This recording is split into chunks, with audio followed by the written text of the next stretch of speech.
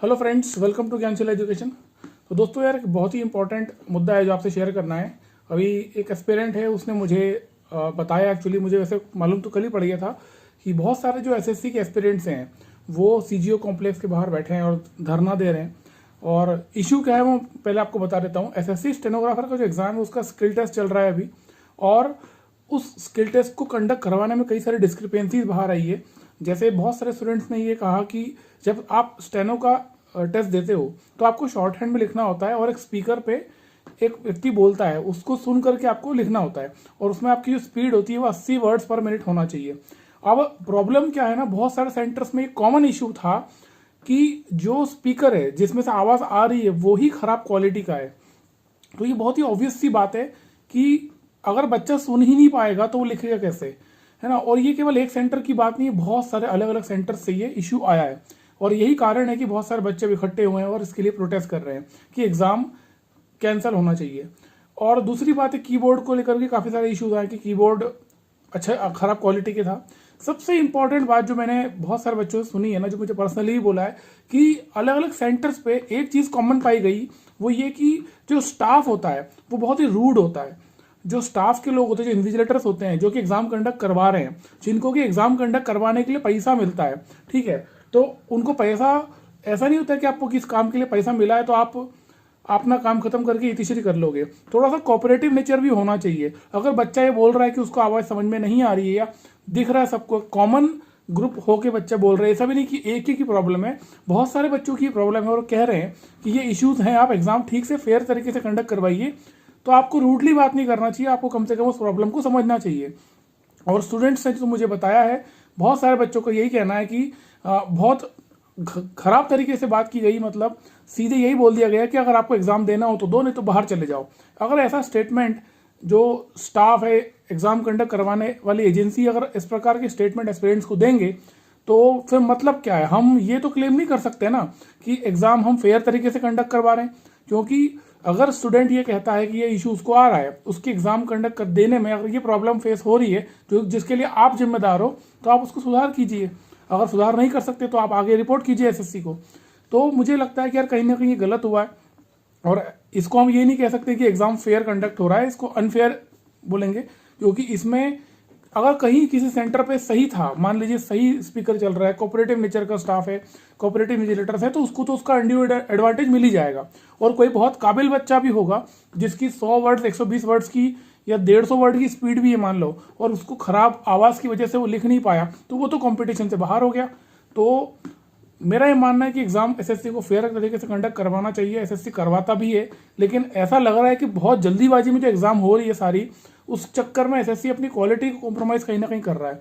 तो ये नहीं होना चाहिए। मेरा रिक्वेस्ट है एसएससी के ऑफिशियल से, जो सुपीरियर ऑफिशियल्स हैं, जो भी स्टाफ के लोग एसएससी के, उनसे कि एटलीस्ट जो आपने वेंडर अपॉइंट किया है एग्जाम कंडक्ट कराने के लिए, वहां पर कैसा इंफ्रास्ट्रक्चर है, जो सुविधाएं, बुनियादी सुविधाएं बच्चों को चाहिए वहाँ एग्जाम देने के लिए, क्या वो पर्याप्त मात्रा में है भी या नहीं, इसको भी इंश्योर करना बहुत ज़रूरी है। तभी हम ये क्लेम कर पाएंगे कि एग्जाम फेयर तरीके से कंडक्ट हुआ है। अगर हम ये इंश्योर नहीं कर पाए तो फिर ऐसे ही बच्चे आपके ऑफिस के बाहर धरने पर बैठेंगे और तमाशा बनेगा, क्योंकि अल्टीमेटली रेपुटेशन भी खराब होती है कमीशन की, और रेपुटेशन खराब होने का मतलब ये कि अविश्वास पैदा होता है। तो मेरा ये रिक्वेस्ट है कि कम से कम जो बच्चे ये कह रहे हैं, और बहुत बड़ी संख्या में वो बच्चे हैं, ऐसा भी नहीं कि 2 3 4 5 बच्चों की बात है, बहुत बड़ी संख्या में ऐसे बच्चे जो ये प्रॉब्लम फेस की, जिन्होंने की है और वो ये बात कह रहे हैं। तो रिक्वेस्ट है एसएससी कि आप प्लीज़ वो इस एग्ज़ाम को कैंसिल करके एक नए डेट्स निकालिए और एक फेयर तरीके से एग्जाम कंडक्ट हो, सबको फेयर चांस मिले। और मेरी ये रिक्वेस्ट ये भी है कि कम से कम ये इंश्योर भी करें कि जो वेंडर्स एग्जाम कंडक्ट करवा रहे हैं वो एक प्रॉपर इंफ्रास्ट्रक्चर लेके चलें। अगर वो पैसा ले रहे हैं, फ्री में तो करवा नहीं रहे हैं, एसएससी पेमेंट कर रहा होगा ना एग्जाम करवाने के, तो जब आप फ्री में नहीं कर रहे हो तो जो बुनियादी चीज़ें चाहिए वहाँ पर, जैसे कीबोर्ड अच्छी क्वालिटी का होना चाहिए, या स्पीकर है जो बोल रहा है वो क्लियर सुनाई देना चाहिए, वो चीज़ें कम से कम वहाँ पर अवेलेबल होना चाहिए। तो मैं यही कहूँगा। और आप फोटोज़ में देख ही सकते हो, बहुत सारे बच्चे चीज़ प्रोटेस्ट कर रहे हैं, और अच्छा नहीं लगता, बड़ा दुख होता है यार कि एक स्टूडेंट है, हम तो सालों से इन बच्चों से जुड़े हुए हैं, एक बच्चा है वो 2 साल 3 साल से मेहनत कर रहा है इस अंतिम स्टेज पे आने के लिए, वो पहले की प्रीवियस एग्जाम्स क्वालिफाई कर चुका है, और अब उस मुकाम पे खड़ा है कि उसको एक टेस्ट देना है और सीधा वो सरकारी नौकरी पा रहा है। तो कम से कम यार उसको हम इतना इतना सुविधा तो दे दें कि कम से कम वो एग्ज़ाम सही तरीके से दे ले, उसकी जो मेहनत है वो फलीभूत हो जाए। तो बहुत बुरा लगता है एज एन एस्पिरेंट, मैंने भी इस चीज़ को फेस किया हुआ है और ऐसा नहीं होना चाहिए। यही रिक्वेस्ट है एसएससी से कि आप लोग प्लीज़ इसमें ध्यान दें। और बच्चे बहुत बहुत बड़ी संख्या में ऐसे बच्चे हैं, तो एग्ज़ाम ऑब्वियस सी बात है वापस से रिकंडक्ट होना चाहिए, ठीक है। और एक और रिक्वेस्ट है एसएससी की, जो स्पीड अच्छी बात है, एग्ज़ाम जल्दी जल्दी करवाना बहुत अच्छी बात है, लेकिन बुनियादी चीज़ों का ध्यान भी वो रखना बहुत जरूरी है। एग्जाम की स्पीड में करवाने का मतलब ये नहीं कि हम क्वालिटी से कॉम्प्रोमाइज़ करें। जैसे एसएससी सीजीएल टीयर 2 भी एग्जाम जो है बहुत तेज़ी से हो रहा है, बहुत जल्दी हो रहा है। अचानक से पहले जो टीयर 2 में होता था वो 2 सब्जेक्ट होते थे, अब वो 6 सब्जेक्ट हो गए हैं, ठीक है। क्वांट, रीजनिंग, इंग्लिश, जीए, कंप्यूटर का आपका एमसीक्यू वाला पेपर भी 20 सवाल का और टाइपिंग भी है। तो बेसिकली एक बच्चे को 6 पेपर तैयार करने पड़ रहे हैं जहाँ पहले 2 ही होते थे।